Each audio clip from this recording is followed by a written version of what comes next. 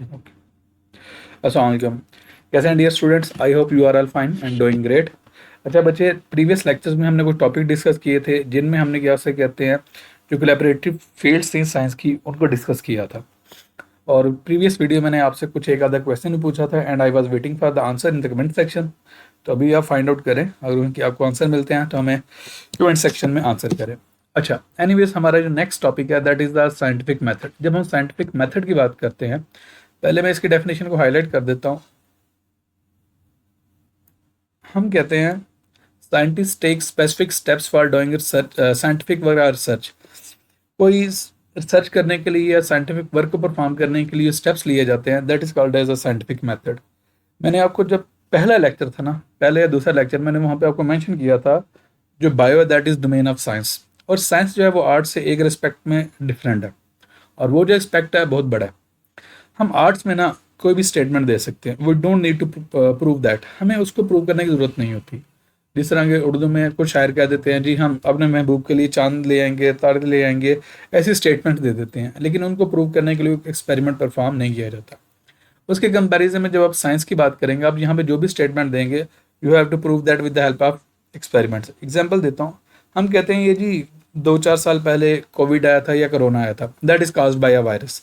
अब आपको ये बात प्रूव करने के लिए साइंटिस्ट को एक्सपेरिमेंट परफॉर्म करने पड़ते हैं। तो इस बात को क्या से कहते हैं प्रैक्टिकली प्रूव करेंगे। एक और एग्जांपल देता हूँ, हम कहते हैं फर्ज कर लें सम टाइम हमें फूड पॉइजनिंग हो जाती है। अब उसका जो कॉजेटिव एजेंट है फर्ज कर लें बैक्टीरिया, हमें वो प्रूव करना पड़ेगा। भाई कोई भी एक डिजीज़ है, उसके पीछे ये कॉजेटिव एजेंट है, ये इसका पैथोजन है, वो आपको प्रूव करने के लिए एक्सपेरिमेंट परफॉर्म करना पड़ेगा। ठीक है, ये बच्चे अपनी डेफिनेशन जो है इसको याद कर लेना। जब हम बात करते हैं next, these steps are called scientific method for biological research, these steps are called biological method. तो वही स्टेप्स अगर हम बायोलॉजिकल प्रॉब्लम को एड्रेस करने के लिए करेंगे तो उसे हम कह देंगे बायोलॉजिकल मेथड। ये चंद एक इनके क्या हो सकते हैं स्टेप्स हैं जिनको मैं हाईलाइट कर देता हूँ। सबसे पहले recognition of a scientific problem. आपने पहले तो प्रॉब्लम को अंडरस्टैंड करना है, प्रॉब्लम को आइडेंटिफाई करना कि प्रॉब्लम है क्या। मैं कहता हूँ फर्ज कर लो, हम किसी एक खेत की बात कर लेते हैं, फील्ड की बात कर लेते हैं। हम कहते हैं वहाँ पे जी बाद ऐसे प्लांट्स हैं जिनकी ग्रोथ नहीं हो रही, उनकी स्टंटेड ग्रोथ है, ये एक प्रॉब्लम है, नार्मल प्लांट्स है। या बाद में एनिमल्स की बात कर लेता हूँ, एक आपके पास फार्म एनिमल्स का फार्म है, वहाँ बाद ऐसे एनिमल्स हैं जो लेजी हैं या सुस्त हैं, या वो क्या हो सके प्रॉपर क्या हो सके कहते हैं फीडिंग नहीं कर रहे, तो ये भी एक प्रॉब्लम है। आप ह्यूमन की बात कर लो, किसी ह्यूमन में कोई डिजीज़ आ गई, कोई नॉर्मेलिटी आ गई, तो आप उसको सबसे पहले क्या करोगे, प्रॉब्लम को आइडेंटिफाई करोगे। नेक्स्ट ऑब्जर्वेशन, आप ऑब्जर्व करोगे। Next step is the hypothesis, next is deduction, experimentation and results. अब ये सारे के सारे जो स्टेप्स हैं इनको वन बाई वन मैं डिस्कस करता जाऊंगा with the help of examples. सबसे पहला जो स्टेप होता है उसको हम कैसे हाईलाइट कर लेते हैं, recognition of a problem. Recognition mean identify, आपने प्रॉब्लम को आइडेंटिफाई करना, एलोकेट करना कि ये प्रॉब्लम है। The first step involves identifying and defining a scientific problem, कि प्रॉब्लम एक्चुअली है क्या। That scientist wants to investigate, जिस पे साइंटिस्ट इन्वेस्टिगेट करना चाहता है, जिस प्रॉब्लम को साइंटिस्ट एड्रेस करना चाहता है, या जिस प्रॉब्लम पे साइंटिस्ट काम करना चाहता है। अब ये जो प्रॉब्लम है, सच problem is either asked by someone, कोई दूसरा पर्सन उससे पूछ सकता है, या साइंटिस्ट के माइंड में खुद आ जाता है। फर्ज कर लें एक किसान है, वो किसी एक साइंटिस्ट से पूछ लेता है जी मेरी ये क्रॉप बेहतर तरीके से ग्रो नहीं कर रही। अब किसी थर्ड पर्सन ने उससे पूछा, या मैं कहता हूँ कोई साइंटिस्ट जा रहा है तो वो देख लेता है जी किसी एक प्लांट के जो लीव्स हैं उनका स्पेसिफिक कलर, मगर बाकी सबका ग्रीन है, कुछ लीव्स का कलर येलो हो गया हुआ है, ये उसके माइंड में खुद प्रॉब्लम आ गई। Is it clear?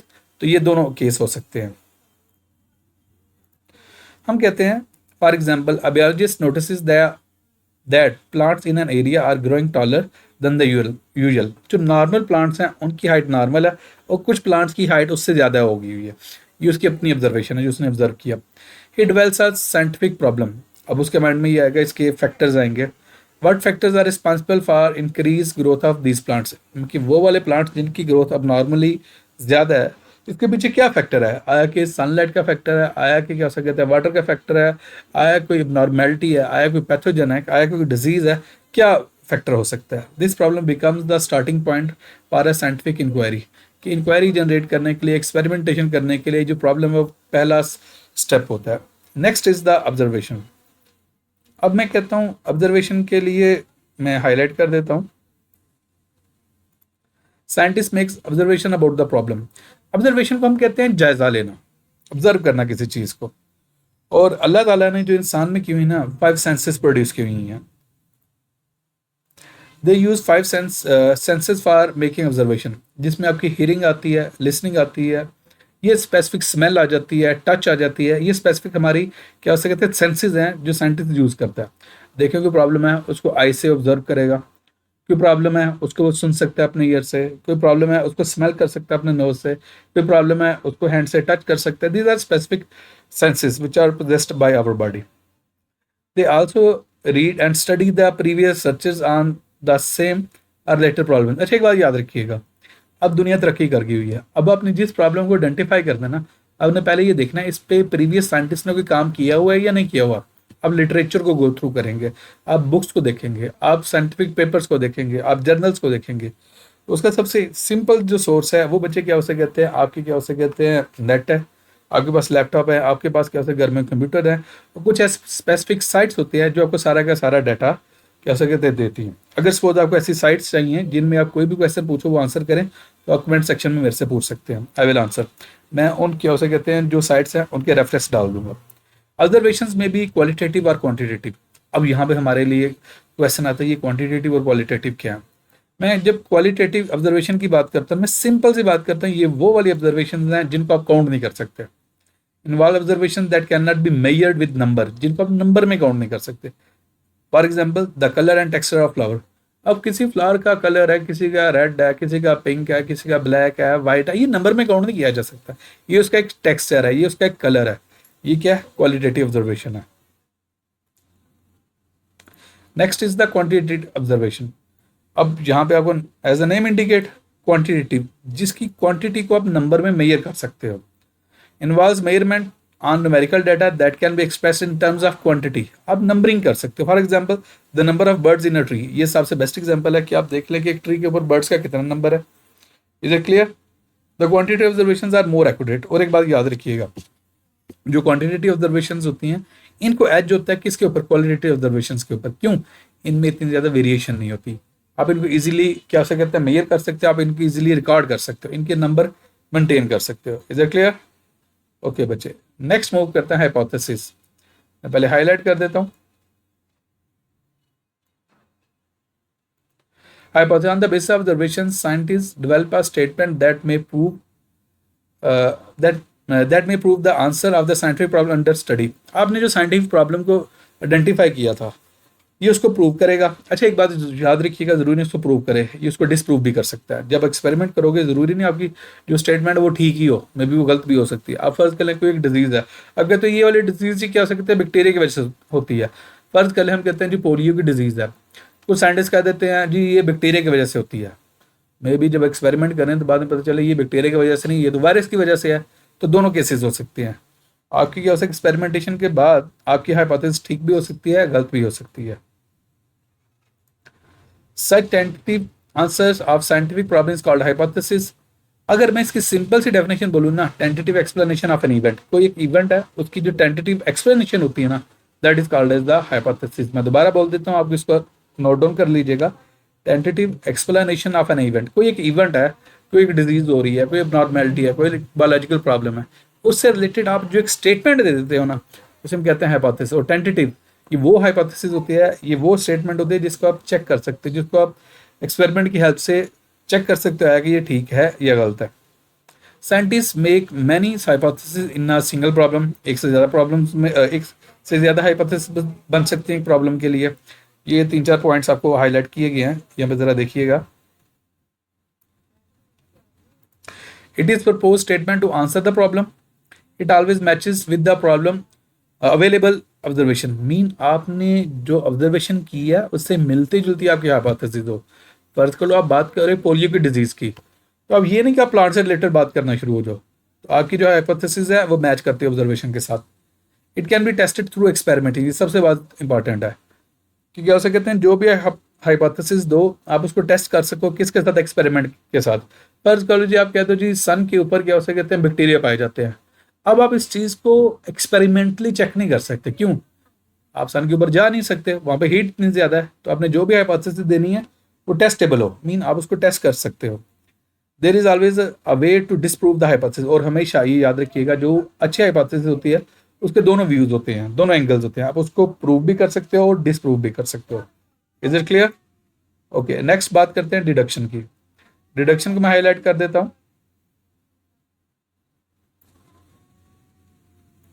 Scientists develop logical results from their hypothesis, such as logical results of hypothesis are called deduction. आप जो भी hypothesis देते हो उसके जो possible results होते हैं ना, जो statement होती है, that is called as deduction. Usually deductions follow the pattern of if then. दो terms use होंगी, if and then. अब example दे के देखते हैं। Scientists assume that if hypothesis is true, then that might be the result. अगर ये काम है तो ये हो जाएगा, ये रिजल्ट होगा इस चीज का। आगे उसकी एग्जाम्पल क्या है, एग्जाम्पल पर जाते हैं हम। Leaf discoloration and stunting growth in a plant are caused by a deficiency of iron in the soil. अब इसमें देखिएगा, यह हाइपोथेसिस है। कहते हैं कि जो किस एक खेत के अंदर कोई प्लांट्स लगाए हुए आपने, कोई क्रॉप है आपकी, वहां पे लीफ का कलर नॉर्मल नहीं है, ग्रीन नहीं है, और प्लांट्स की ग्रोथ रुक गई हुई है। कहते हैं ये किसकी वजह से हो सकता है? उस खेत में आयरन की डेफिशिएंसी की वजह से हो सकती है। अब जो डिडक्शन है उस पर गौर करें, मैं हाईलाइट करता हूँ पहले। डिडक्शन को कैसे हाईलाइट करते हैं? If iron deficiency causing the symptom, अगर आयरन की डेफिशिएंसी की वजह से सिम्टम्स आ रही हैं, सिम्टम्स कौन सी हैं ऊपर मैं एक्सप्लेन कर चुका हूँ, लीफ डिस्कलरेशन है और स्टंटिंग ग्रोथ है, then adding iron to the soil will improve the colours of leaves and promote the plant growth. अगर हम, इसका मतलब ये है कि जब हम सॉइल के अंदर आयरन डालेंगे तो क्या हो सकते हैं, वो लीफ का कलर भी ठीक हो जाएगा और प्लांट की जो ग्रोथ है, जो स्टंटेड ग्रोथ थी, दोबारा रिज्यूम हो जाएगी, ग्रोथ स्टार्ट हो जाएगी। Is it clear? Next is the experiments. और याद रखिएगा साइंस में सबसे ज़्यादा इंपॉर्टेंट यही चीज़ है, एक्सपेरिमेंटेशन। हम साइंस को तब तक साइंस मानते ही नहीं है जब तक हम उसमें एक्सपेरिमेंट्स परफॉर्म नहीं करते। It is the most basic step of the scientific method. Scientists perform experiments to test all hypotheses. In a successful experiment, one hypothesis proved correct. आप उसे करेक्ट प्रूव करोगे या कोई अल्टरनेट हाइपोथेसिस दे दोगे अगर वो इनकरेक्ट हो जाए। अगर तो आपकी हाइपोथेसिस ठीक हो जाए तो अब वही कंटिन्यू होती जाएगी, वो नेक्स्ट स्टेप पर चली जाएगी। अगर वो डिसप्रूव हो जाए तो फिर आपको कोई अल्टरनेट हाइपोथेसिस देनी पड़ जाएगी। The incorrect hypothesis are rejected and then proved one is accepted, और वही प्रूव की जाएगी जो करेक्ट हो जाएगी। Scientist make new deductions from accepted hype, और हमेशा याद रखिएगा जो एक्सेप्टेड हाइपोथेसिस होती हैं, जो एक्सपेरिमेंट की हेल्प से प्रूव होती हैं, उनको ही, उनकी हाइपोथेसिस को एक्सेप्ट किया जाता है, अदरवाइज उनको रिजेक्ट कर दिया जाता है। Then they may perform further experiment and confirm the correctness of hypothesis. और एक बात याद रखिए, कोई भी एक्सपेरिमेंट है हम उसको एक आधे कोई भी हाइपोथेसिस है हम उसको एक आधे एक्सपेरिमेंट की हेल्प से फाइनलाइज नहीं करते। We conduct series of experiments. और याद रखिए समटाइम तो साइंटिस्ट को क्या हो सकते हैं, इट टेक मल्टीपल ईयर्स, कई साल लग जाते हैं। फर्ज के लिए मैं एग्जांपल देता हूँ, फेडरिक सेंगर था, एक साइंटिस्ट था, उसको एक इंसुलिन, आपने सुना होगा, एक इंसुलिन प्रोटीन है जो हमारे बॉडी के अंदर पाई जाती है, जो ब्लड के शुगर के लेवल कंट्रोल करने के लिए यूज होती है। इसके स्ट्रक्चर को डिस्कवर करने के लिए 10 ईयर्स लग गए थे। तो आपके एक्सपेरिमेंट में, एक्सपेरिमेंटेशन में या साइंटिफिक स्टडी में या रिसर्च में कई साल लग सकते हैं। नेक्स्ट इज द रिजल्ट, मैं हाईलाइट कर देता हूं। जब बच्चे हम रिजल्ट्स की बात करते हैं, scientist gather data from their experiment. अब जो एक्सपेरिमेंट को परफॉर्म करते हैं उसे डाटा कलेक्ट कर लेते हैं और इसी डाटा को स्टैटिस्टिकली प्रूव करते हैं, शो करते हैं, मैनिफेस्ट करते हैं ग्राफ की फॉर्म में। अब ग्राफ की फॉर्म में इसलिए किया जाता है ताकि हम रिजल्ट्स को समराइज कर दें, अदरवाइज जो आपके होंगे रिजल्ट्स बहुत एक्सपेंडेड फॉर्म में होंगे। Scientist also include a list of all the references, और जितना भी उन्होंने क्या से कहते हैं इन्फॉर्मेशन जहाँ जहाँ से कलेक्ट की होती है उसको वो क्या से एक्नॉलेज करते हैं। Scientist publish there finding in scientific journal and books, वो बुक्स के अंदर, जर्नल्स के अंदर क्या हो सकते हैं, वो डाटा अपना पब्लिश करते हैं। मैं आपको सपोज जर्नल दिखा देता हूँ, एग्जाम्पल देता हूँ।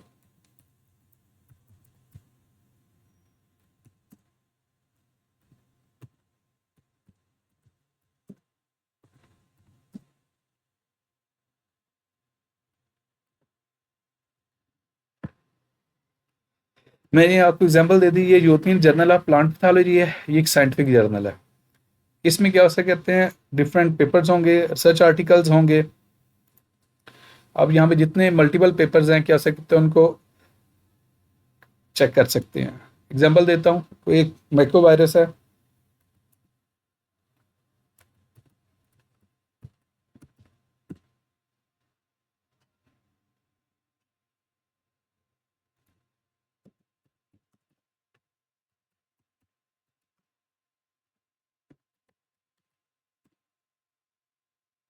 ये बच्चे एक जर्नल्स है, यूरोपियन जर्नल प्लांट, और नेक्स्ट मैंने आपको एक पेपर दिखा दिया, ये पेपर है the presence of microviral infection attenuates the growth and pathogenicity, ये इसका टाइटल है। तो ये जर्नल है, उसमें रिसर्च पेपर है, तो आप जो भी साइंटिफिक फाइंडिंग करते हो आपको पब्लिश करना पड़ेगा। और बाय द वे ये मेरा ही साइंटिफिक पेपर है। एनीवेज नेक्स्ट मूव करते हैं। Next is the theory and law. When experiment prove a hypothesis correct, scientists use such hypothesis for making further hypothesis. तो उसको मजीद नेक्स्ट हाइपोथेसिस बनाई जाते हैं। When new hypothesis are proved again, जब वो again prove हो जाती हैं तो फिर एक्सपेरिमेंटेशन कंटिन्यू चलती है unless it attains the level of theory. अब थ्योरी क्या चीज़ है, थ्योरी को मैं हाईलाइट कर देता हूँ डेफिनेशन को।